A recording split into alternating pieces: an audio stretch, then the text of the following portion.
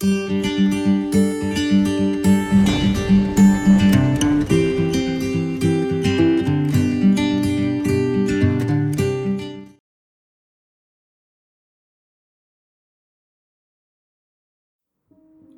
Friends, मैं doctor Kajal Mangukiya, gynaecologist, obstetrician and IVF specialist from orchid hospital and IVF centre. नमस्कार, आपका स्वागत है ऑर्किड पेशेंट्स अवेयरनेस सीरीज़ में। और आज मैं बात करने वाली हूँ कि बच्चे के आजू बाजू जो पानी होता है that is a amniotic fluid. Amniotic fluid क्या होता है, वो क्यों ज़रूरी होता है और किन रीज़न से एमनियोटिक फ्लूइड कम होता है, जिसे हम बोलते हैं ओलिगोहाइड्रोएमनियोस। तो बच्चे के आजू बाजू पानी कम होता है तो उसके पीछे क्या क्या रीज़न्स होते हैं, उसका डायग्नोसिस कैसे किया जाता है, उसके क्या क्या साइड इफ़ेक्ट्स होते हैं और उसकी ट्रीटमेंट कैसे की जाती है। सो पहले मैं बताती हूँ कि एमनियोटिक फ्लूइड यानी कि बच्चे के आजू बाजू जो पानी होता है वह क्यों ज़रूरी होता है। एमनियोटिक फ्लूइड जो है दैट इज़ अ फ्लूइड जो प्रेजेंट होता है बच्चे के आजू बाजू, और इस वजह से बच्चे की जो मूवमेंट्स वगैरह होती है वह ईजी हो जाती है। बच्चे को एज अ कुशन इफ़ेक्ट मिलता है। जैसे फॉर एग्ज़ाम्पल कि माँ जब गिर जाती है, माँ को सपोज़ धक्का लगता है तो वो इमीडिएटली बच्चे को अफेक्ट नहीं करता है, क्योंकि वहाँ पे एक फ्लूइड का लेयर होता है जिसके अंदर बच्चा रहता है। So amniotic fluid acts as a protecting medium for the baby. दूसरा इम्पॉर्टेंट फंक्शन है एमनियोटिक फ्लूइड का, जैसे 20 हफ्ते के पहले जो एमनियोटिक फ्लूइड होता है वो मदर की जो ब्लड सर्कुलेशन है वहाँ से वह डेवलप होता है और it acts as a nutrition medium also. And उसके बाद जैसे बच्चे का डेवलपमेंट होता है वैसे वैसे एमनियोटिक फ्लूइड जो है बच्चा वही एमनियोटिक फ्लूइड स्वॉलो करता है, धीरे धीरे उसके किडनीज डेवलप होते हैं, उसका जो यूरिन पास होता है वह भी as a that also is known as a amniotic fluid. यानी अल्टीमेटली आफ्टर 20 वीक्स ऐसा होता है कि एमनियोटिक फ्लूइड जो है वही बच्चे को न्यूट्रिशन देता है, प्लस वही फ्लूइड किडनी के थ्रू यूरिन में वह एक्सक्रीट होता है। अगेन यह जो साइकिल है वह कंटिन्यूस चालू रहती है। सो अभी मैं बताना चाहती हूँ कि एमनियोटिक फ्लूइड कम होना क्या होता है। सो जब भी एमनियोटिक फ्लूइड कम होता है तो उसको साइंटिफिक लैंग्वेज में हम बोलते हैं कि ओलिगोहाइड्रोएमनियोस, यानी कि बच्चे के आजू बाजू पानी कम हो रहा है।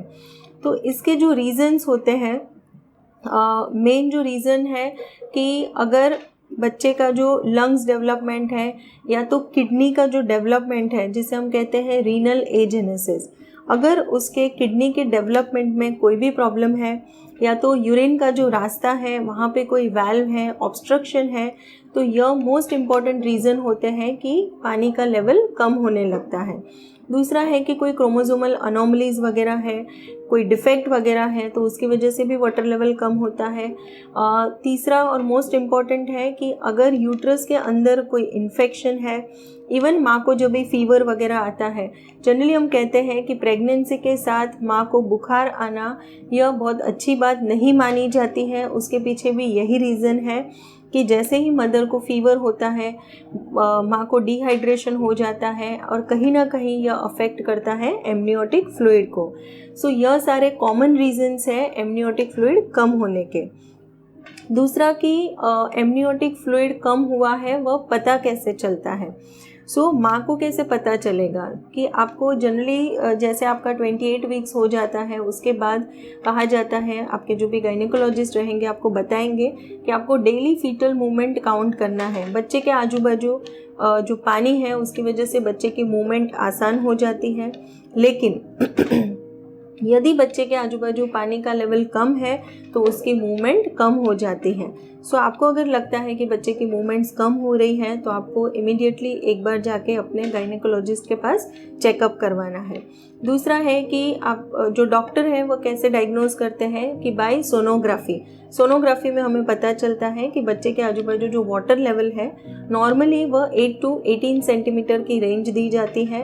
If the amniotic fluid index is less than 8 centimetre तब उसे ओलिगोहाइड्रोमनियोस कहा जाता है। उसके ग्रेडिंग रहते हैं माइल्ड, मॉडरेट एंड सीवियर। सो यह बात हो गई ओलिगोहाइड्रोमनियोस डायग्नोज करने की। अभी नेक्स्ट मैं बताना चाहती हूँ कि यह क्यों इतना ज़रूरी है, या तो उसके साइड इफ़ेक्ट्स क्या है, उसके कॉम्प्लिकेशंस क्या है। मोस्ट इम्पॉर्टेंट, बच्चे को और माँ को दोनों को इसके रिलेटेड कॉम्प्लिकेशंस आ सकते हैं। जैसे बच्चा है, बच्चे की मूवमेंट्स रिस्ट्रिक्ट हो जाती हैं, तब जाकर बच्चे की जो ग्रोथ है उसमें भी असर कर सकता है। जैसे बच्चे का स्कल, बच्चे का हैंड्स मूवमेंट्स वगैरह सब रिस्ट्रिक्ट हो जाती है। दूसरा कि अगर कोई अनोमलीज है तो उसके रिलेटेड कॉम्प्लिकेशंस हो सकते हैं। IUGR जैसे मैंने बताया, अगर इन्फेक्शन है तो यह भी बच्चे को अफेक्ट कर सकता है। पोस्ट मैच्योरिटी, काफ़ी बार हमने देखा है कि 40 वीक्स क्रॉस हो जाते हैं तभी भी बच्चे के आजू बाजू पानी का लेवल कम होने के चांसेस बढ़ जाते हैं। बच्चे को सांस लेने में तकलीफ हो सकती है। यदि एकदम पानी कम हो गया यानी कि सीवियर ओलिगोहाइड्रोमनियोस है तो कभी कभी IUFD भी हो सकता है, यानी कि इंट्रा यूट्राइन फीटल डेथ भी हो सकती है।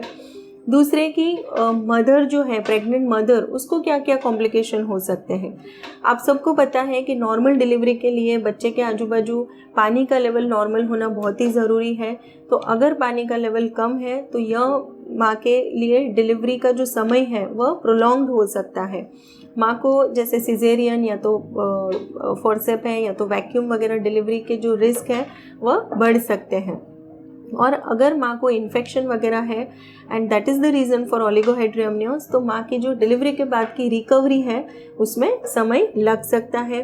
पोस्टपार्टम हेमरेज के रिस्क बढ़ जाते हैं अगर वहाँ पे इन्फेक्शन है तब। हमारा जो नेक्स्ट वीडियो रहेगा उसमें मैं विस्तारित रूप से बताऊंगी कि पानी का लेवल अगर कम है तो उसकी ट्रीटमेंट कैसे करते हैं, उसका प्रिवेंशन, यानी कि किसी महिला है जिसको प्रेगनेंसी है उसको आफ्टर 20 वीक्स या लेटर उसकी जो प्रेगनेंसी का समय है उसमें वाटर लेवल कम ना हो, उसके लिए उनको पहले से क्या ध्यान रखना है, और अगर वाटर लेवल कम हो गया है तो उसके लिए क्या ट्रीटमेंट होता है वो मेरे अगले वीडियो में देखेंगे, that is part 2। Thank you friends. और अगर आपको इस टॉपिक के रिलेटेड कोई क्वेरीज़ हैं तो आप कमेंट बॉक्स में ज़रूर से लिख सकते हैं। और हमारे यूट्यूब चैनल पे जो भी अवेयरनेस वीडियोस हैं, काफ़ी सारे टॉपिक्स हैं related to the infertility, PCOS, PCOD, antenatal, pre conception counselling, तो यह सारे वीडियोस आप देख सकते हैं। Thank you.